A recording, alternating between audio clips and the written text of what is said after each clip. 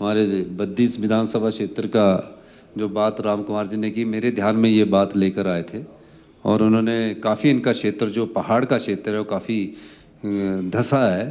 मैंने अभी वहाँ जाना है क्योंकि बारिश के कारण जा नहीं सका, लेकिन जो भी होगा, जो हमारा हिमाचल प्रदेश में जहाँ भी आपदा आई है, मैं एक बात का आश्वासन देना चाहता हूँ, हमारी सरकार उन सभी आपदा प्रभावित परिवारों के साथ खड़ी है। जो घर उजड़ गया उसको बसाएंगे, जिसकी फसल नष्ट हुई है उसे उचित मुआवजा देंगे, और चाहे उसके लिए मुझे अपने संसाधनों में कट क्यों ना करना पड़े, और इस कट की प्रक्रिया आने वाले समय में आपको नज़र भी आएगी। माननीय कुलदीप सिंह राठौर जी ने जो बात कही है सही बात है, क्योंकि कई बगीचे पिछली बार मैं इनके विधानसभा क्षेत्र में 2023 में आपदा हुई थी, मैंने देखा काफ़ी किसके।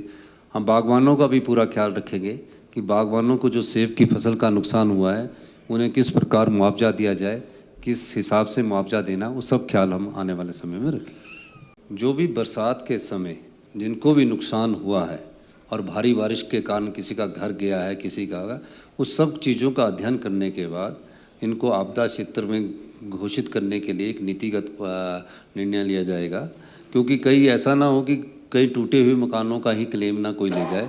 हम प्रभावित परिवारों को क्लेम देना चाहेंगे, उस बारे में हम विस्तृत चर्चा करने के बाद आपको अवगत करवा देंगे। पंचायत इलेक्शनों को पोस्ट करने का कोई इरादा नहीं है।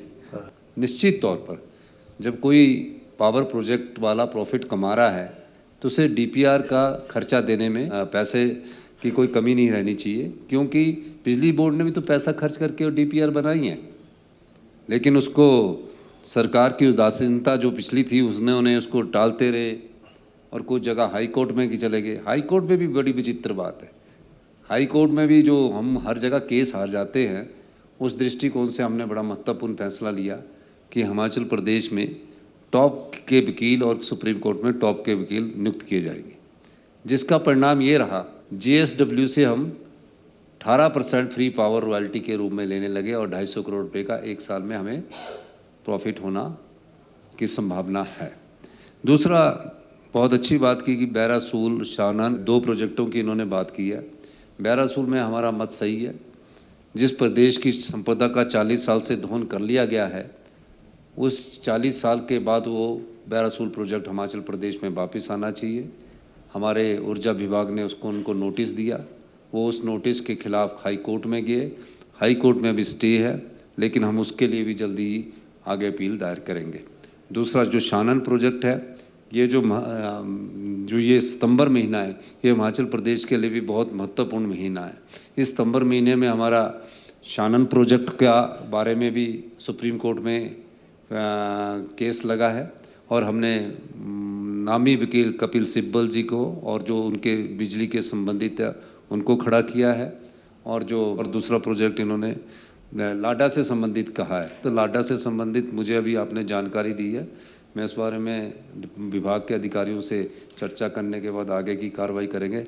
लेकिन सितंबर महीने में इसलिए भी क्योंकि आप रिसोर्स मोबिलाइजेशन का लाया, हमारा बीबीएमबी भी सितंबर में लगा, 10 सितंबर को, 17 सितंबर को हमारा शानन प्रोजेक्ट भी लगा है, और तीनों प्रोजेक्टों पर मैं खुद देख रहा हूँ, और तीनों प्रोजेक्ट पर हम अपने हिंदुस्तान के जो नामी वकीलन को खड़ा करेंगे। हम हिमाचल की संपदा को तो ना तो लूटने देंगे, ना ही लुटाने देंगे, ना ही लूटेंगे। ये हमारी कमिटमेंट है। यही व्यवस्था परिवर्तन है कि 40 साल के बाद हम इनको लेकर आएंगे। मैं आज इस मंच के माध्यम से ये बात बताना चाहता हूँ, क्योंकि मंच को मेरे को बताने का दायित्व है।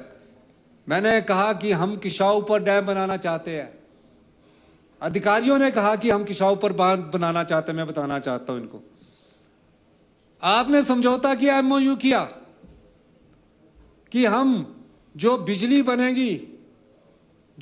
बनेगी उसका खर्चा 90% हम देंगे। आपने समझौता किया पिछली भारतीय जनता पार्टी। किसाऊ में 600 मेगावाट की बिजली पैदा होनी थी, 300 मेगावाट उत्तराखंड ने देना था। बिजली बनाने का खर्चा 90% हमने देना था और बिजली हमको मिलनी थी। मैंने कहा ये कैसा समझौता है? उजड़ते हमारे परिवार है। पोंग उजड़ा, कांगड़ा में लाखों लोग बेघर हो गए। बीबीएमबी बना, बिलासपुर में लाखों घर बेघर हो गए। किसाऊ में बांध बनाना चाहते हो, और जो जिनको पानी की जरूरत है दिल्ली और हरियाणा को, उनका 90% पानी का खर्चा कौन देगा? केंद्र की सरकार।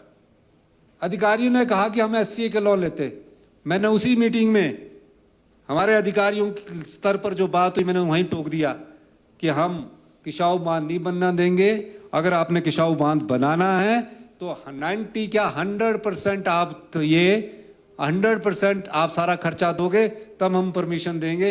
हम मुकर गए। उसके बाद उत्तराखंड ने भी हमारी लाइन पकड़ी, कहा जो हिमाचल करेगा वो तय करेगा।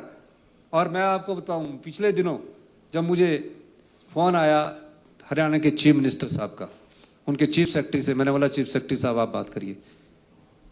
मैंने उनसे कहा, मैं हक की बात कर रहा हूँ, संसाधन जुटाने की, कि चीफ सेक्रेटरी साहब उन्हें बोलिए कि कल सुप्रीम कोर्ट में सितंबर में हमारा फैसला आने वाला है, आप वहां एफिडेविट दीजिए कि BBMB के एरियर में जो हरियाणा और पंजाब सरकार अड़चन डाल रही है, उस एरियर में अगर हरियाणा सरकार ये एफिडेविट देती है कि हमें कोई अड़चन नहीं है, तो हम किसाऊ बांध पर अगली बात करेंगे। ये दृढ़ संकल्प होना चाहिए जो शक्ति है, हमने कहा, और उसमें हम आगे बढ़ रहे हैं।